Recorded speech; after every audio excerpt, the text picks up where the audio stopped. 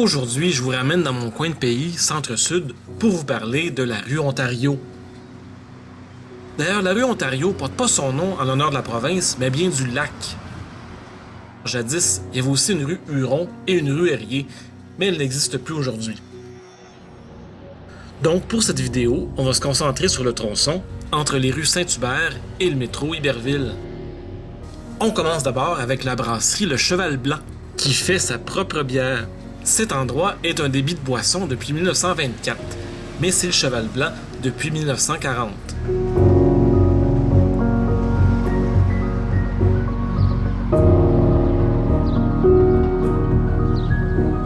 On s'arrête ensuite à l'usine de souliers Heard & Sons Boots & Shoes. L'édifice a été construit en 1912 et a été agrandi plusieurs fois.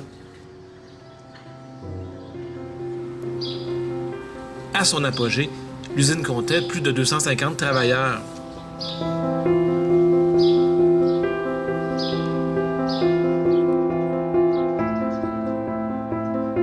À côté de là, au coin de la rue Amherst, il y a un des plus vieux marchés à Montréal, le marché Saint-Jacques, qui a été construit en 1871. Le bâtiment qu'on voit aujourd'hui, de style Art déco, a été construit en 1931. Je vous en ai déjà parlé dans d'autres vidéos, mais je trouve ça triste qu'il n'y a presque plus de commerce à l'intérieur du marché. Mais bon, on nous parle de l'ouverture prochaine d'un Super C. Ça reste à voir. On continue notre marche vers l'est et on s'arrête pour admirer la caserne Baudry qui a été construite en 1876. La caserne ferma en 1980 et maintenant ce sont des organismes à but non lucratif qui l'occupent.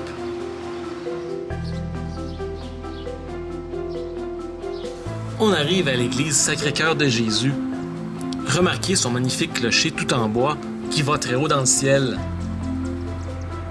Bon, il n'existe plus aujourd'hui, mais n'empêche que cette église est vraiment jolie et elle vaut la peine qu'on s'y attarde un petit peu.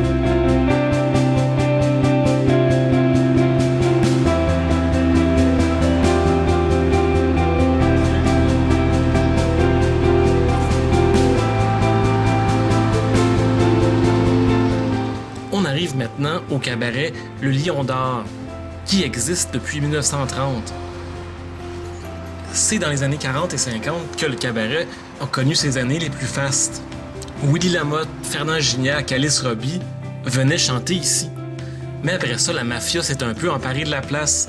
Alors il y avait de la drogue, de la prostitution, puis il y a même eu un meurtre. De nos jours, c'est redevenu une belle petite place. Il y a Julien Lacroix, justement, qui sera en spectacle là bientôt.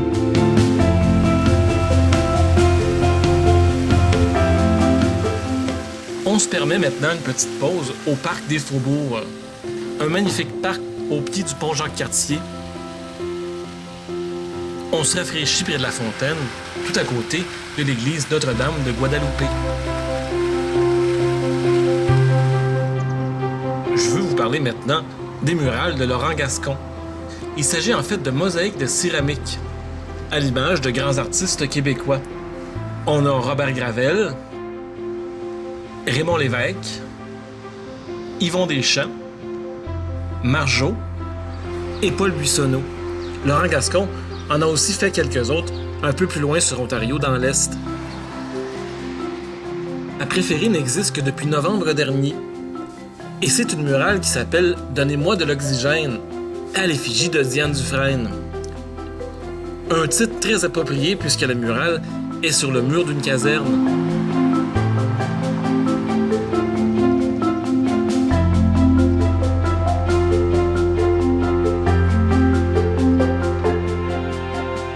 Juste au bord de la rue, il y avait à l'époque le stade de Lorimier, construit en 1928 et démoli à la fin des années 60. Tout ce qui en reste, c'est la place des Royaux, en l'honneur de l'équipe de baseball qui jouait au stade et surtout en l'honneur de Jackie Robinson, le premier joueur noir professionnel qui commença sa carrière avec les Royaux.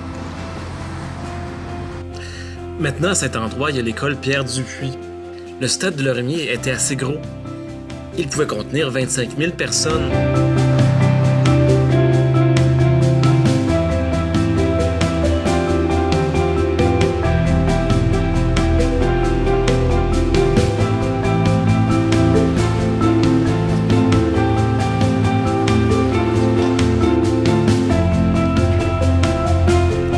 termine cette petite balade par le superbe bâtiment de la JTI McDonald, une usine de fabrication de tabac. L'usine a été construite en 1876 et je peux vous dire qu'à cette époque-là, il n'y avait pas grand-chose autour. L'usine est encore active aujourd'hui, mais récemment, la compagnie a été obligée de se mettre sous la loi de la faillite parce qu'ils sont obligés de payer 1,77 milliard aux victimes du tabagisme. N'empêche que le bâtiment est vraiment superbe. Voilà, c'est ce qui termine notre petite balade sur la rue Ontario. J'espère que vous avez appris plein de choses. Évidemment, il y a plein d'autres commerces et de bâtiments intéressants dont je ne vous ai pas parlé sur la rue Ontario. Je tiens grandement à remercier l'Écomusée du Fier Monde pour les images d'archives et aussi pour m'avoir donné l'idée de la vidéo grâce à la balado virtuelle sur la rue Ontario que vous pouvez trouver sur leur site. Là-dessus, on se dit à bientôt!